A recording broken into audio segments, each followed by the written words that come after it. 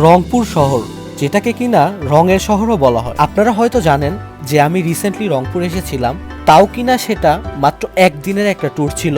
আজকের এই ভিডিও জুড়ে থাকছে রংপুরে একদিনে আপনারা কোথায় কোথায় ঘুরতে পারবেন, আর কি কি দেখতে পারবেন, আর কি কি বিখ্যাত খাবার খেতে পারবেন। এটার কিন্তু লাইভ এক্সপিরিয়েন্স আমি নিয়েছিলাম।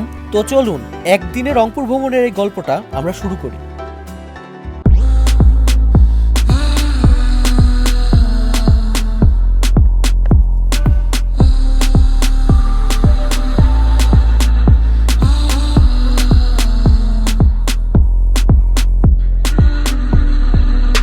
এই মুহূর্তে চলে আসছি রংপুরে। আমি এখন অবস্থান করতেছি মডার্ন মোড়ে।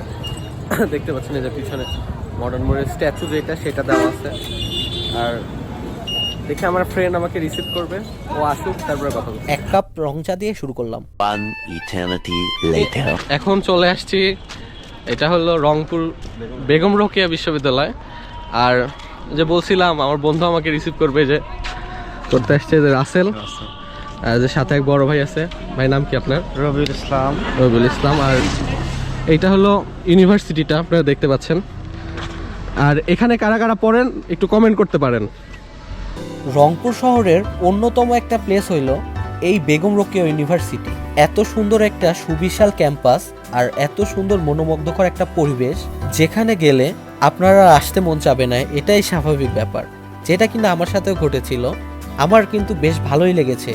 মাত্র 2008 সালে প্রতিষ্ঠিত হওয়া এই বেগম রোকেয়া বিশ্ববিদ্যালয় কিন্তু খুবই সাজানো গোছানো, আর এত রকমের গাছপালা আছে যেটা কিনা বাংলাদেশের আর কোনো ইউনিভার্সিটিতে নেই। ইতিপূর্বে আমি এই বেগম রোকেয়া বিশ্ববিদ্যালয় নিয়ে একটা ভিডিও আপলোড করে রেখেছি আমার চ্যানেলে, আপনারা চাইলে সেই ভিডিওটি দেখে আসতে পারেন। ডিসক্রিপশন বক্সে আমি এটার লিঙ্ক দিয়ে রাখবো।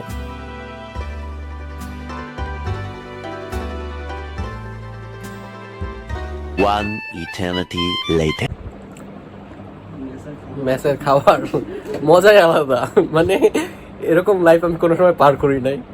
আর এই যে দেখেন খাচ্ছি, বন্ধুরা খাচ্ছে, বড় ভাই খাচ্ছে। রংপুর এসে একটা অন্য রকমের এক্সপিরিয়েন্স হয়ে গেল।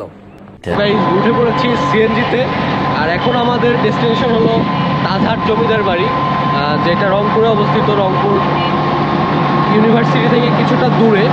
এই যে এই অটোতে করে যাচ্ছি আমরা, আর দেখা হচ্ছে তাজহাট জমিদার বাড়িতে।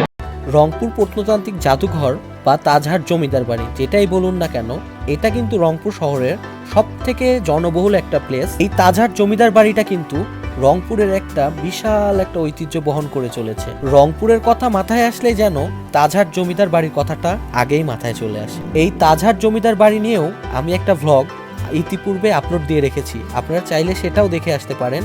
ডিসক্রিপশন বক্সে এটার লিঙ্কও দেওয়া থাকবে। 12 seconds later. এই তাজহাট জমিদার বাড়ি থেকে ড্রোন শট না নিয়েই ব্যাক যাচ্ছি, কিন্তু এখন আমরা যাচ্ছি চিকলি একটা পার্ক টাইপের করছে। আর যেটার ডিস্টেন্স মোটামুটি কয় কিলো হবে মামা?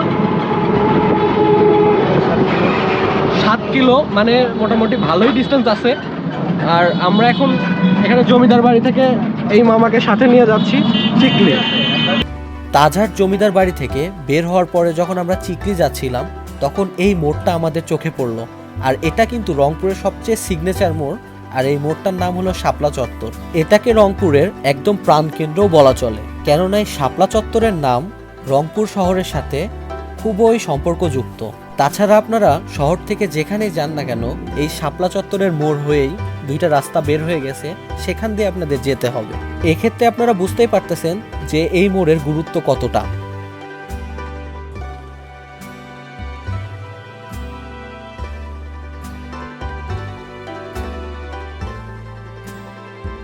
এই যে এইটা হলো পায়রা চত্বর। চিকলি যাওয়ার পথে হাতের ডান সাইডে পড়বে রংপুর সিটি কর্পোরেশন।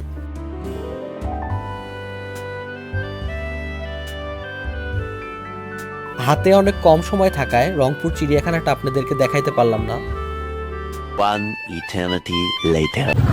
তো গাইস, এখন আমরা মোটামুটি পৌঁছে গেছি চিকলি। এটা হলো একটা পার্ক টাইপের করছে, সেটা ওয়াটার পার্ক টাইপের।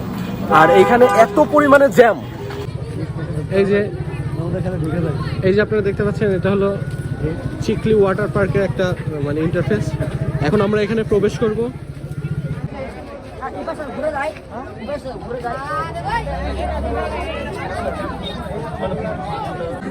এটা হলো চিকলি পার্কের টিকিট, যেটা নিয়ে আমরা প্রবেশ করব।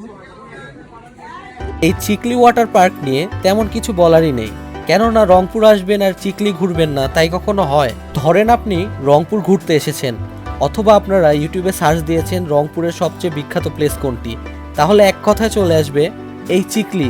এই চিকলি ওয়াটার পার্ক নিয়েও আমি একটা ভিডিও আপলোড দিয়ে রেখেছি, চাইলে আপনারা সেটা দেখে আসতে পারেন। ডিসক্রিপশন বক্সে এটার লিঙ্কও দেওয়া থাকবে। One eternity later. এইবার আপনাদেরকে নিয়ে এসেছি রংপুরের সবচেয়ে ঐতিহ্যবাহী খাবারের হোটেলে, যেটার নাম হলো সিঙ্গারা হাউস। শুধুমাত্র এই সিঙ্গারা খাওয়ার জন্যই দেশ বিদেশ থেকে চলে এসেছে অনেক গণ্যমান্য ব্যক্তিত্ব। তো গাইজ, রংপুরে এসেছি আর রংপুরের এই বিখ্যাত সিঙ্গারা হাউসে খাবো না তাই কখনো হয়? তা না হলে তো ট্যুরটাই অসম্পূর্ণ থেকে যাবে। এজন্য আমরা 15 টাকা করে সিঙ্গারা হাউসের এই সিঙ্গারার প্লেট নিয়ে নিলাম।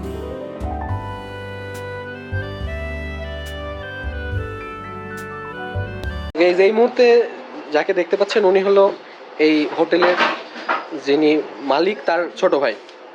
তো আপনার এই দোকানের বয়স কতদিন হচ্ছে? 62 বছর। 62 বছর। অনেক বড় বড় ব্যক্তিত্ব মানুষ আসছেন এখানে শুনি। আপনার এখানে মানে সবচেয়ে সিগনেচার আইটেমটা কি?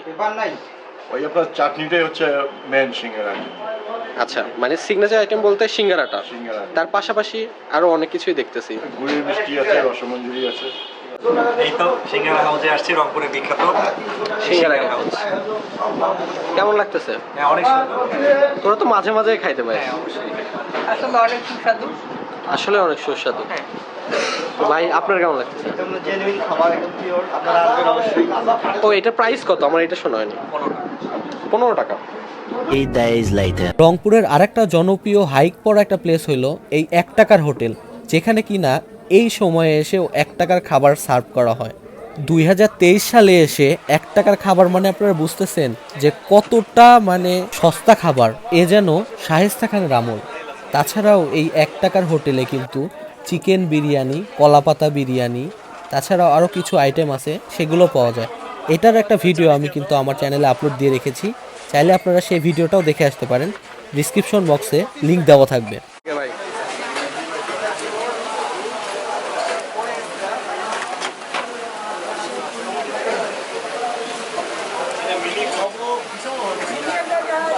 বিরিয়ানি পাচ্ছেন মাত্র 30 টাকা, সরি 25 টাকা।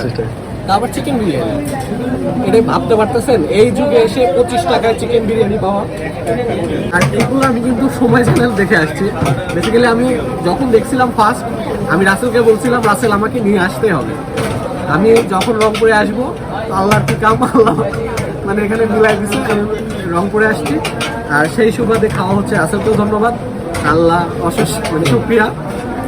One eternity later. এই মুহূর্তে আমি যে প্লেসটাতে আছি, যেটা আপনারা দেখতে পাচ্ছেন, এটা হলো রংপুর রেলওয়ে স্টেশন। রেল যোগাযোগ ব্যবস্থা ভালো থাকায় এই উত্তরবঙ্গের মানুষ কিন্তু রেলে যাতায়াত একটু বেশি করে থাকেন। আর বিদায় নেওয়ার সময় চলে এসেছে। তো গাইজ, এই ছিল একদিনে রংপুর ভ্রমণের আমার লাইভ এক্সপিরিয়েন্স, যেটা কিনা আমি আপনাদের মাঝে তুলে ধরার চেষ্টা করেছি। তো গাইজ, আজকের মতো বিদায় নিচ্ছি। দেখা হবে নেক্সট ভ্লগে, নেক্সট কোনো একটি সুন্দর জায়গায়। ধন্যবাদ সবাইকে।